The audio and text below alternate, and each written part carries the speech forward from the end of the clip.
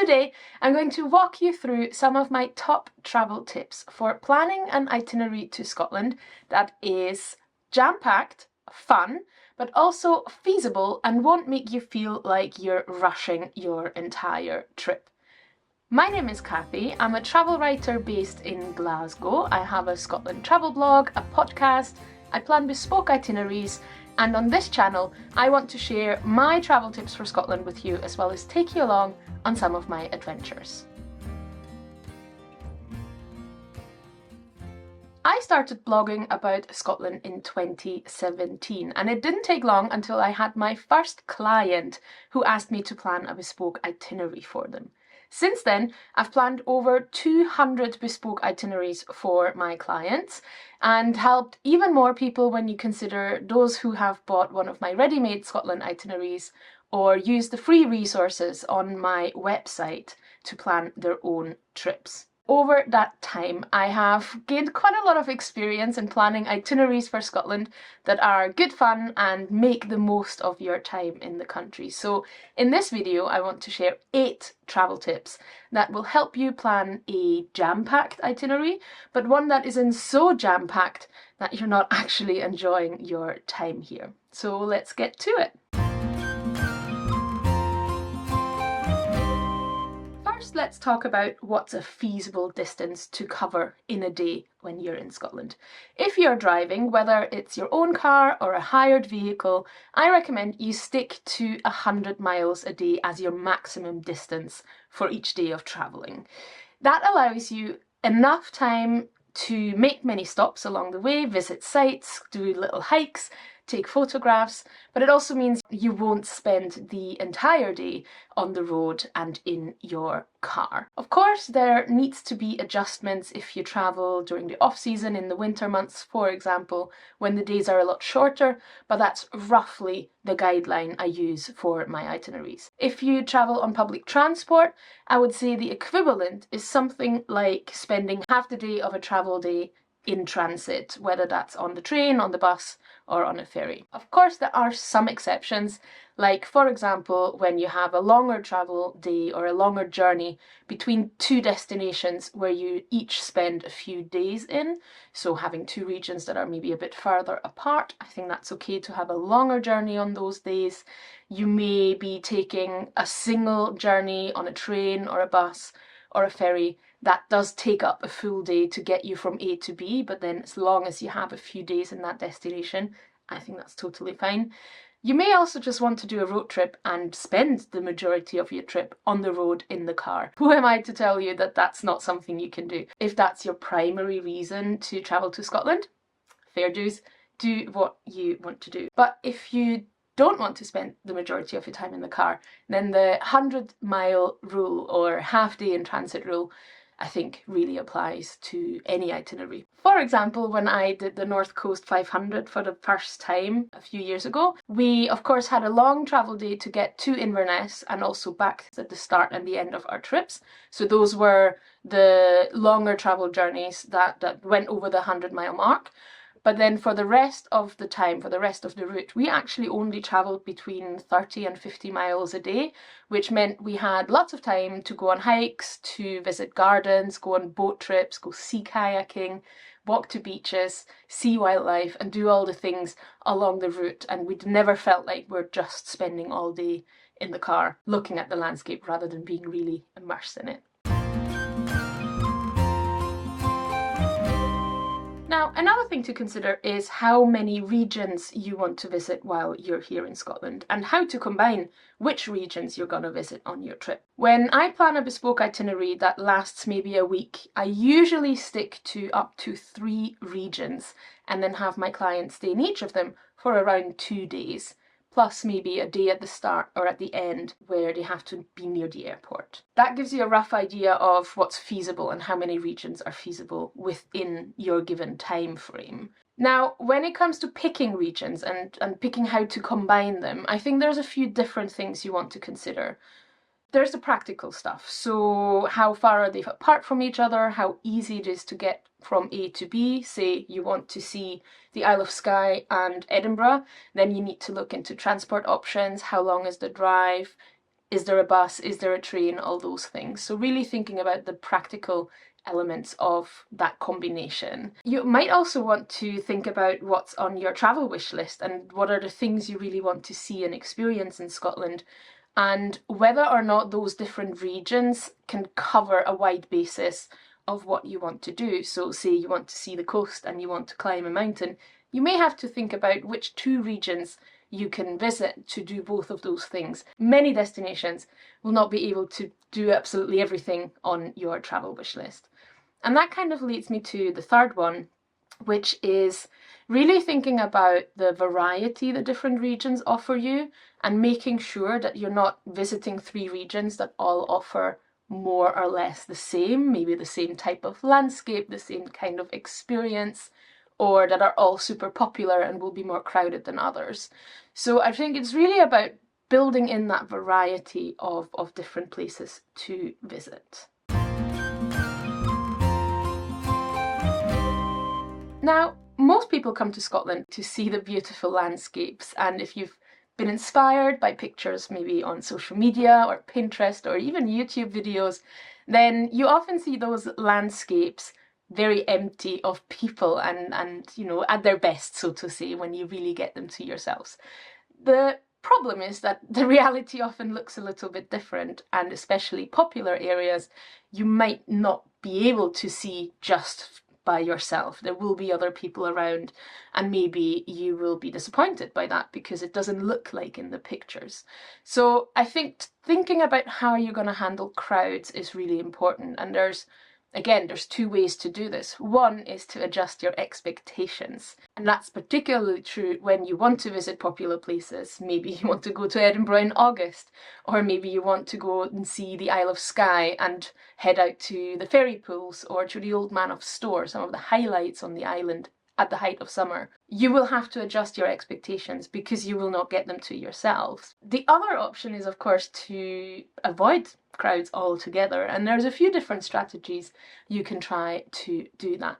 One is to avoid the busiest times of the day and visit those popular locations like the Old Man of Store at a time when other people maybe are still asleep or sitting down for lunch or dinner, or have already left, especially if they're day trippers. You know, some of those locations get a lot of traffic from tour buses that only visit during the day, but they will leave at some point in the late afternoon to go back to Edinburgh or Inverness, for example. So really thinking about busy times of the day and avoiding those when you visit some of the more popular places. The second way to avoid crowds is to visit these popular places during the off or shoulder season. So in the winter months, really any time from the middle of October until the end of March, middle of April. May to September, it does get quite busy.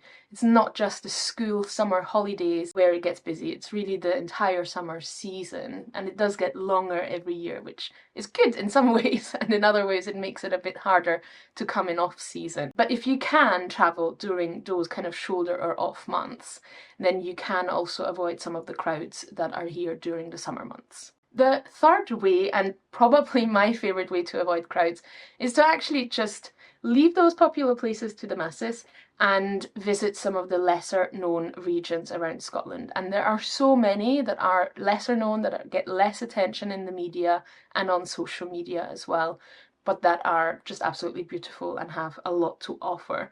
I am going to put together a video very soon with Swapsies destination, where you can swap popular places with lesser known places to visit around Scotland. So keep an eye out for that, and subscribe to the channel if you like this video. If you want to see the video about lesser known places around Scotland, do subscribe to the channel, click that little bell to get notifications when a new video comes out.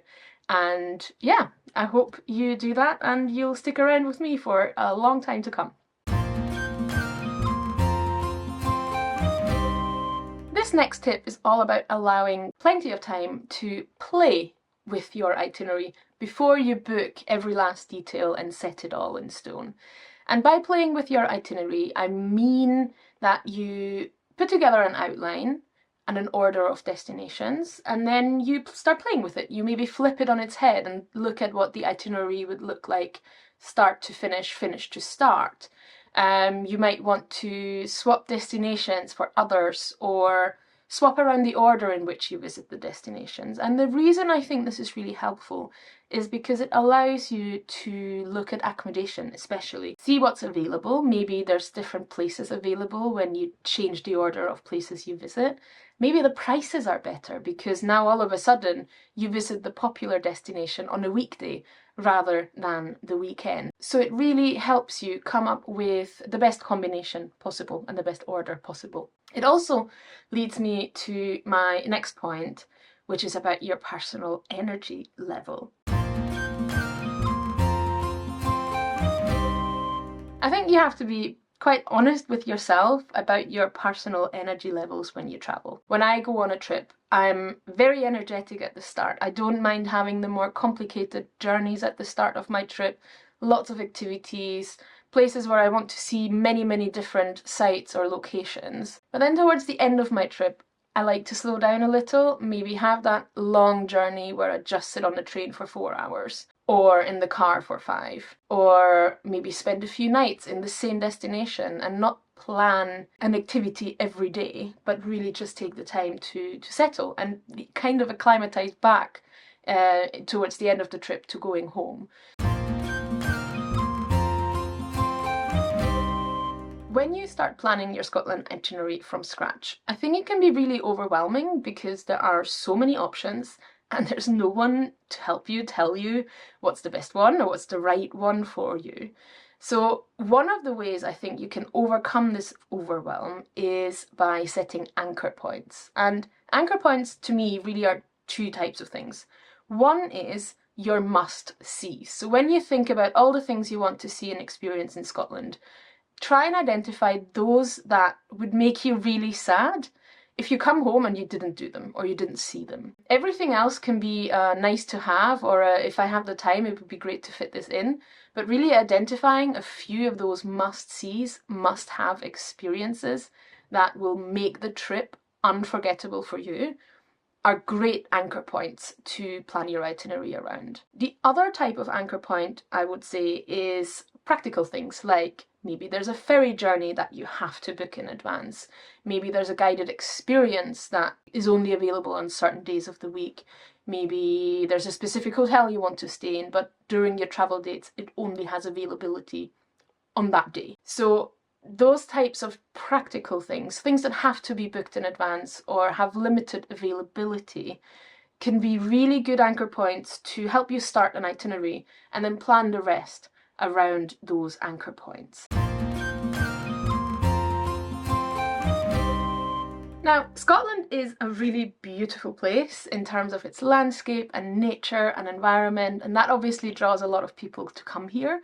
But I don't think Scotland would be Scotland without the human element as well, and that's all the people and the communities you'll encounter while you're on your trip here. While I think it's important to think about what other places you want to visit, I also think it's important to make time for those activities and learning experiences that allow you to connect with local people. This could be a guided hike, it could be a walking tour with a historical guide, a workshop where you learn something maybe from an artist or a craftsperson, or a cooking class, something where you are guided by a local person in whatever it is they're passionate about, and allows you to make that connection, that human connection with someone who lives in Scotland, is from Scotland, and can share that passion with you. One thing I will say is that it's a good idea to reach out to those people early, especially when it's a tailored experience, maybe sea kayaking or a one-on-one artist workshop. Maybe it's something that is weather dependent. Reaching out early, especially when it's a small company, because they probably have a small team with limited availability. Maybe, like I said, they're weather dependent. Maybe it's only available on certain days of the week. It's good to know these things in advance and to check their availability, especially if it is something you definitely want to experience, and turn it into that anchor point for your trip. So you get 2 flies with 1 stone. 2 birds with 1 stone? Not so good with my idioms. For the last tip, I have a little quote for you. Slow travel is being in a place long enough to experience it without having a strict itinerary. It isn't about seeing everything, but experiencing the soul of the place. Now, I read this, and by reading this, I mean I saw it on Instagram. I have no idea who said it, or if there was one specific person who said this, and that doesn't really matter that much. What really matters, or what I take away from it, is that bit about not having a strict itinerary. Unfortunately, that's not really an option. If you visit Scotland, really regardless of the time of the year, you have to book your accommodation in advance, and with that, you are committing to a fixed or a strict itinerary in a way. The days where you can just rock up and ask for a room for the night are kind of over. I haven't experienced that much in Scotland myself. I think they were over a long time ago. Unless, of course, you want to spend most of your day really on your phone, either phoning around or sending emails or looking at booking platforms to find a room for the night. And personally, I don't want to do this. So being flexible and not having a strict itinerary, I wouldn't recommend it. But there are still ways that you can build in flexibility and spontaneity into your trip. So how do you do that? My favourite starting point is to do my research and really know all, or at least many, options that are available to me. That way, if something is closed, if the weather is not great, or if something else happens, if my energy level is low, I don't just have one thing that I wanted to do and then I feel disappointed that that didn't work out, but I have 3 or 4 or 5 different options that on the day, depending on how I feel, I can pick and choose from. Of course, unless it's something that needs to be booked in advance. I think it's important to balance between the things you need to book in advance though, and then the things that are a bit more flexible, so that you don't have a rigid structure every day. That will make you feel more spontaneous, because then you can pick on the day what you want to do. And I think the best way to do this is, when you build your itinerary, to plan in for some buffer days where you don't have anything scheduled and you don't have any activities, you don't have to drive anywhere unless you want to, and it's just a buffer day, a free day in your itinerary. And then that way you can maybe take a day off and just enjoy the village or the town where you're staying, go for a hike, or maybe you can ask the locals for their recommendations, maybe your B&B host or the waitress in the cafe where you had lunch. Maybe they have some suggestions or tips for you for things to do, or maybe you find something on Instagram or a blog or whatever it is. Building in that buffer day will allow you that spontaneity and that flexibility, and even though you've booked your accommodation in advance, you might still, or hopefully still, have that feeling of, okay, I can do whatever I want or whatever I fancy on that day, and I'm not tied into a rigid kind of schedule the entire time. And there you've got it, my top travel tips for planning an itinerary to Scotland that is jam-packed but not too jam-packed.